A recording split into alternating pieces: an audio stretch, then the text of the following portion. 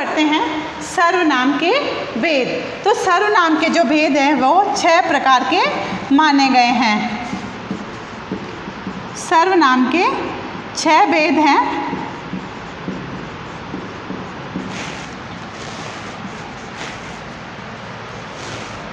Number 1 पुरुषवाचक सर्वनाम, number 2 निजवाचक सर्वनाम, नंबर 3 निश्चयवाचक सर्वनाम, नंबर 4 अनिश्चयवाचक सर्वनाम, नंबर 5 प्रश्नवाचक सर्वनाम, नंबर 6 संबंधवाचक सर्वनाम। तो ये 6 ही हमारे सर्वनाम के भेद हैं। अब हम सबसे पहले पढ़ते हैं पुरुषवाचक सर्वनाम। पुरुष का अर्थ बच्चों आप जानते हैं कि पुरुष व्यक्ति है ना। तो पुरुषवाचक सर्वनाम, पुरुष का अर्थ है व्यक्ति। यहाँ पुरुषवाचक सर्वनाम की बात हो रही तो पुरुष का मतलब हमें पता है कि यहाँ पर किसी व्यक्ति के बारे में ही बात हो रही है। और ये जो है 3 प्रकार के होते हैं। पुरुषवाचक सर्वनाम 3 प्रकार के होते हैं। एक तो होता है वक्ता, एक होता है वक्ता अर्थात कहने वाला, जो अपनी बात कह रहा है। जैसे मैं अपनी बात आपको बता रही हूँ तो मैं वक्ता हो गई। दूसरा आता है जिससे वह बातचीत करता है। तो मैं आपसे बातचीत कर रही हूँ तो यहाँ दूसरा कौन, जो मेरी बात को सुन रहा है। तो यहाँ पर आप मेरी बात सुन रहे हैं तो दूसरा वह है जिससे बातचीत करता है। और तीसरा जिसके विषय में हम बात कर रहे हैं। तो मैं आपको बता रही हूँ, आप मेरी बात सुन रहे हैं, हम बात किसकी कर रहे हैं, हिंदी व्याकरण की। इसके अलावा जैसे मैं किसी बच्चे के बारे में आपको बता रही हूँ या किसी महान व्यक्ति के बारे में आपको बता रही हूँ कि महात्मा गांधी ऐसे थे, महात्मा गांधी ने ये किया, महात्मा गांधी ने वो किया। तो बात मैं कह रही हूँ, आप मेरी बात सुन रहे हैं। और तीसरा हम किसी और व्यक्ति के बारे में बात कर रहे हैं। तो यहाँ पर तीसरा जो है जिसके विषय में बात की जा रही है वो तीसरा व्यक्ति होता है। तो इसमें बोलने वाला, सुनने वाला या जिसके विषय में बात की जाती है, जिसके विषय में कोई बात की जाती है उसके लिए हम पुरुषवाचक सर्वनाम का प्रयोग करते हैं। पुरुषवाचक सर्वनाम का प्रयोग हम उसमें करते हैं। जैसे मैं, तुम, वह। तो पुरुषवाचक सर्वनाम को हम 3 भागों में विभाजित करते हैं। पुरुषवाचक सर्वनाम के भेद। तो प्रथम है उत्तम पुरुषवाचक, जिसमें आता है मैं, मुझे, मेरा, हमारा, जिसमें वक्ता जो है वो स्वयं के लिए प्रयोग करता है। उत्तम पुरुष में वक्ता स्वयं होता है जिसके द्वारा बात की जाती। जैसा कि हमने परिभाषा में देखा था कि पहला था अपनी बात कहने वाला, तो यहाँ पर अपनी बात कहने वाला होता है उत्तम पुरुषवाचक। तो उसमें आता है मैं, मुझे, मेरा, हमारा आदि। दूसरा आता है इसमें मध्यम पुरुषवाचक, जिससे बात की जा रही है, जो हमारी बात को सुन रहा है। तो उसके लिए आता है मध्यम पुरुषवाचक तू, तुम, आप आदि। तीसरा आता है अन्य पुरुषवाचक सर्वनाम, जिसके बारे में मैं बात बता रही हूँ, आप सुन रहे हैं, हम बात किसी तीसरे के बारे में कर रहे हैं। तो वो होता है यहाँ पर अन्य पुरुषवाचक, वह, वे, उसने, उसका, ये आदि। तो सबसे पहले देखते हैं उत्तम पुरुषवाचक। उत्तम पुरुषवाचक सर्वनाम, जिस सर्वनाम का प्रयोग वक्ता अथवा लेखक अपने लिए करे, मतलब यह वो सर्वनाम है जिसका प्रयोग कहने वाला या लेखक अपने लिए करता है, वह उत्तम पुरुषवाचक सर्वनाम होता है। उसे उत्तम पुरुषवाचक सर्वनाम कहते हैं। जैसे मैं, मुझे, हमारा आदि। मैं शब्द जो है वो एक वचन में प्रयोग होता है। मैं बाजार जा रही हूँ, तो मैं जो शब्द है वो उत्तम पुरुषवाचक में एक वचन में प्रयोग होता है। हम शब्द बहुवचन में प्रयोग में आता है। तो उदाहरण में देखिए, मैं सब्जी लेने बाजार जाऊंगा, तो यहाँ पर वक्ता स्वयं के लिए प्रयोग कर रहा है। तो यहाँ पर मैं शब्द एक वचन में आया है। हम कुतुब मीनार देखने नहीं जाएंगे, यहाँ पर भी वक्ता प्रयोग तो हम शब्द का स्वयं के लिए कर रहा है, लेकिन हम यहाँ पर बहुवचन के रूप में प्रयोग हुआ है। मैंने कॉपी नहीं ली है, तो यहाँ पर मैं, हम, मैंने, ये क्या है? उत्तम पुरुषवाचक सर्वनाम। दूसरा हम पढ़ते हैं मध्यम पुरुषवाचक सर्वनाम। मध्यम पुरुषवाचक सर्वनाम क्या है? कि जिससे हम बात कर रहे हैं, जिसके सामने हम अपनी बात रख रहे हैं, कि मैं आपको पढ़ा रही हूँ और आप मेरी बात को ध्यान से सुन रहे हैं, तो आप क्या हुए इसमें? मध्यम पुरुषवाचक। सुनने वाले श्रोता, सुनने वालों को क्या कहेंगे हम? श्रोता। अथवा पढ़ने वाले पाठक के लिए कि हम किसी चीज़ को पढ़ रहे हैं, वो लिखी किसी और के द्वारा गई है लेकिन हम सिर्फ उसको पढ़ रहे हैं, तो पढ़ने वाले पाठक के लिए जिन सर्वनामों का प्रयोग करते हैं, इनके लिए हम जिन सर्वनामों का प्रयोग करते हैं उन्हें मध्यम पुरुषवाचक सर्वनाम कहते हैं। जैसे तू, तुम, आप आदि शब्द इसमें आते हैं। तो उदाहरण में देखिए, तुम घर कब आए? तो यहाँ पर वक्ता जो है सुनने वाले से कह रहा है कि तुम घर पर कब आए। अगला उदाहरण, तुम्हारे पेपर कब होंगे? तो यहाँ पर वक्ता किसी और से पूछ रहा, सुनने वाले से अपनी बात कह रहा है कि तुम्हारे पेपर कब खत्म होंगे। तो तू का प्रयोग अपने से छोटों के लिए किया जाता है। तो आप सब जानते हैं कि तू का प्रयोग हम अपने से छोटों के लिए करते हैं। तुम शब्द का प्रयोग हम समान उम्र वालों के लिए करते, जो हमारा हम उम्र होता है उसके लिए हम तुम शब्द का प्रयोग करते हैं। और आप शब्द का प्रयोग हम बड़ों के लिए या फिर किसी को सम्मान देने के लिए शिष्टावश उसका प्रयोग किया जाता है। आप शब्द का प्रयोग किया जाता है। तो तुम और आप का प्रयोग यहाँ पर हमने उदाहरण में किया था, तो आपको मध्यम पुरुषवाचक सर्वनाम भी समझ में आ गया। अब हम तीसरा देखते हैं अन्य पुरुषवाचक सर्वनाम। तो तीसरा हम पढ़ते हैं अन्य पुरुषवाचक सर्वनाम, कि मैं आपको बात बता रही हूँ, आप सुन रहे हैं और हम बात किसी तीसरे की कर रहे हैं। तो यहाँ मैं आपको पढ़ा रही हूँ, आप पढ़ रहे हैं और हम किसके बारे में पढ़ाई कर रहे हैं? हिंदी व्याकरण के बारे में। तो हम बात हिंदी व्याकरण की कर रहे थे। यहाँ पर तीसरा कौन हुआ अन्य पुरुषवाचक सर्वनाम में?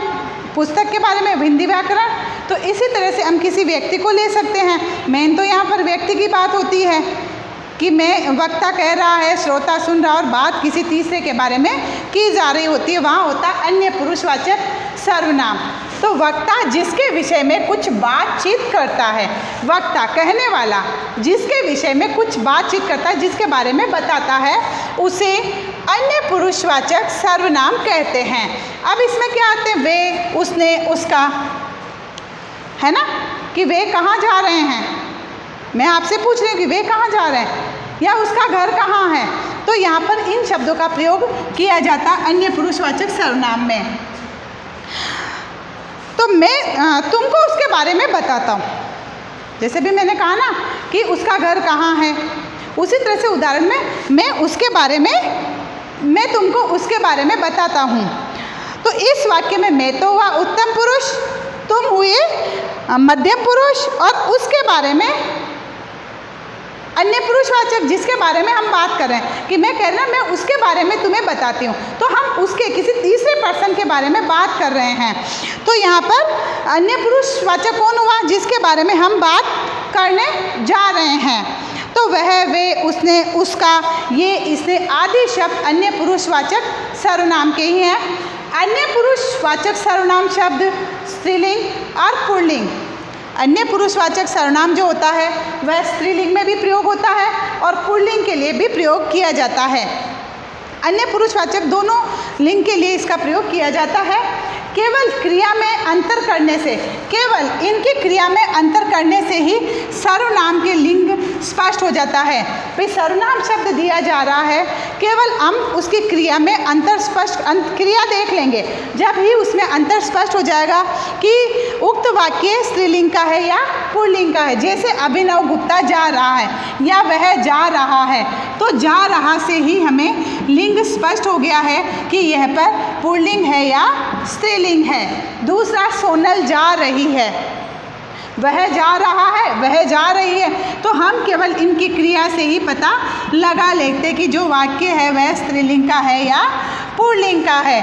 तो ये हुआ हमारा अन्य पुरुषवाचक सर्वनाम। निजवाचक सर्वनाम। निज मीन्स मेरा स्वयं का, अपना स्वयं का, निज स्वयं के लिए बात करना। तो जिस सर्वनाम से तीनों पुरुषों में ही अपने आप का ज्ञान हो, तीनों पुरुषों, उत्तम पुरुष, मध्यम पुरुष और अन्य पुरुष, तीनों ही पुरुषों में अपने आप का ज्ञान हो, उसे निजवाचक सर्वनाम कहते हैं। तीनों में केवल अपने ही बारे में बात की जाती है, उसे निजवाचक सर्वनाम कहते हैं। यह सर्वनाम कर्ता के विषय में कुछ बताता है। यह सर्वनाम जो है, जो कार्य करने वाला है या जो करता है, उसके बारे में हमें कुछ बताता है, पर स्वयं कर्ता काम नहीं कर सकता, पर स्वयं इसमें कर्ता काम नहीं करता है।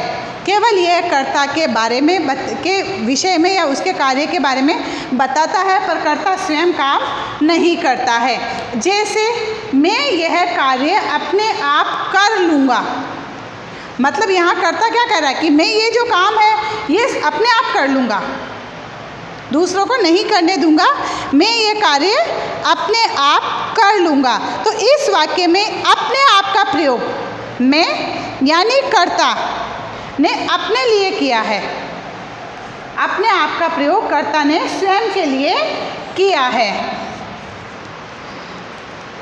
परंतु अपने आप शब्द खुद कर्ता का कार्य नहीं कर रहा, लेकिन यहाँ पर अपने आप शब्द जो है ये स्वयं कर्ता का कार्य नहीं कर रहा है, अतः अपने आप निजवाचक सर्वनाम हैं। दूसरा उदाहरण देखते हैं, वह खुद चली जाएगी।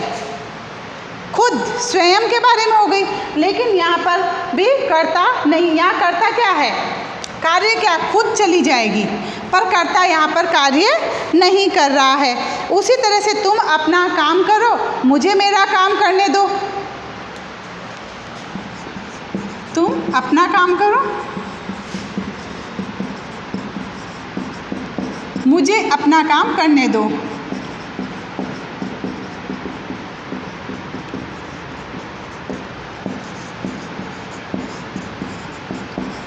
तो यहाँ पर कर्ता के विषय में बात हो रही है, लेकिन कर्ता स्वयं काम नहीं कर रहा है, तो ये हुआ निजवाचक सर्वनाम।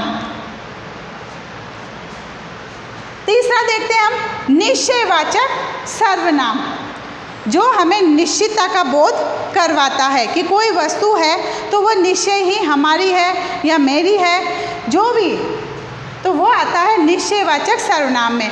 जिन सर्वनामों के द्वारा पास या दूर की वस्तु का निश्चित रूप से ज्ञान होता है कि जो वस्तु है, जिन सर्वनामों का प्रयोग हम पास की या दूर की वस्तु के लिए करते हैं या उसकी निश्चितता का बोध करवाते हैं, उन्हें निश्चयवाचक सर्वनाम कहते हैं। जैसे यह, वह, वे। तो देखते हैं हम उदाहरण कि यह घर मेरा है, तो निश्चय है कि यह घर मेरा, तो यह पास की वस्तु का बोध करवा रहा है। वह तुम्हारा घर है, तो वह निश्चितता का बोध करवा रहा है, जो दूर की वस्तु का ज्ञान हो रहा हमें कि वह भी तुम्हारा घर है या वह तुम्हारा घर है। यह है, वह या ये, वे के प्रयोग में बहुत सावधानी की आवश्यकता होती है। जब हम यह, वह और ये, वे का प्रयोग करते हैं तो इसमें हमें बहुत सावधानी रखने की आवश्यकता होती है, क्योंकि ये शब्द जो है एक वचन और बहुवचन का बोध करवाते हैं। यह और वह शब्द हमें एक वचन का और ये और वे शब्द हमें बहुवचन का प्रयोग करवाते हैं। निकट की वस्तु के लिए हम यह का प्रयोग करते हैं और दूर की वस्तु के लिए हम वह का प्रयोग किया जाता है। जैसे यह कार तुम्हारी है, तो जो पास में खड़ी है वह कार तुम्हारी है, तो यह कार तुम्हारी है, वह कार मेरी है।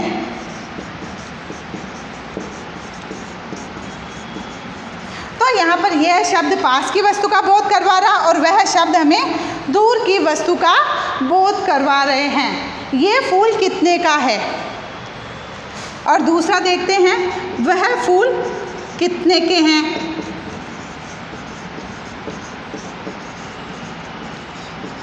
तो ये शब्द, ये सर्वनाम शब्द पास और दूर की वस्तु का हमें बोध करवा रहे हैं, लेकिन निश्चित है कि जो हम कह रहे हैं वह निश्चित है कि वो चीज़ दूर है या वही चीज़ जिसके बारे में हम बात कर रहे हैं। तो यहाँ पर फूल की बात हो रही कि ये फूल कितने का है और वह फूल कितने का है। तो ये हुआ हमारा निश्चयवाचक सर्वनाम। अब पढ़ते हैं हम अनिश्चयवाचक सर्वनाम, जहाँ पर निश्चितता का बोध नहीं होता, अनिश्चित होता है। जैसे मैंने आपसे कह दिया कि कल मैं स्कूल नहीं आऊँगी, पर मैं निश्चय आपको नहीं बता सकती हूँ कि मैं आऊँगी या नहीं आऊँगी, तो यहाँ पर अनिश्चित है कि मैं आ भी सकती हूँ, नहीं भी आ सकती हूँ। तो ये अनिश्चयवाचक सर्वनाम अनिश्चितता का बोध करवाते हैं। जिन सर्वनाम शब्दों से किसी वस्तु अथवा व्यक्ति का निश्चय न हो, जिसमें किसी वस्तु हो या व्यक्ति हो, उसकी निश्चितता का बोध नहीं होता है। यानी अनिश्चयवाचक सर्वनाम से अज्ञात या अनिश्चित व्यक्तियों या वस्तुओं का बोध होता है। मतलब अनिश्चयवाचक सर्वनाम से अज्ञात, जिसे हम नहीं जानते हैं, या अनिश्चित, जो कोई निश्चित नहीं होता, उन व्यक्तियों और वस्तुओं का बोध होता है, उन्हें अनिश्चयवाचक सर्वनाम कहते हैं। जैसे कुछ, कुछ भी, सब कुछ, बहुत कुछ और कुछ न कुछ। तो कुछ शब्द आ रहा है तो वहाँ पर निश्चितता का बोध नहीं हो रहा है। उदाहरण में देखेंगे, लगता है आज कुछ न कुछ जरूर होगा। अब कुछ न कुछ होगा, अब क्या होगा ये हमें पता नहीं है, बस ये कि आज कुछ न कुछ जरूर होगा। आप लोग कितनी बार सोचते हैं ना कि आज आप वर्क नहीं करके लाए हैं, तो तुम्हें ऐसा लगता है कि आज मैम कुछ ना कुछ ज़रूर कहेगी, या तो डांटेगी या फिर हमें पनिश करेगी। तो पहले ही तुम लोग इस बात को जान जाते हो, तो वहाँ पर निश्चित नहीं होता कि मैम पनिश करेगी या डांटेगी या मारेगी या फिर नीचे बिठाएगी, तो निश्चित नहीं है कि वो करेगी क्या। तो यहाँ जहाँ पर कुछ न कुछ शब्द आ जाता है, वहाँ पर अनिश्चितता का बोध होता है। उसमें कुछ गिरा हुआ है, अब उसमें क्या गिरा हुआ है, यहाँ उसमें हम सब्जी ले लेते हैं कि सब्जी में कुछ गिरा। अब कुछ का मतलब क्या गिरा हुआ है, कुछ में कुछ भी हो सकता है, तो कुछ गिरा हुआ, तो निश्चित नहीं है कि क्या गिरा हुआ है, पर उसमें कुछ ना कुछ गिरा हुआ है, तो यहाँ पर अनिश्चितता का बोध हो रहा है। कोई क्या कहता है उससे मुझे कुछ लेना देना नहीं है।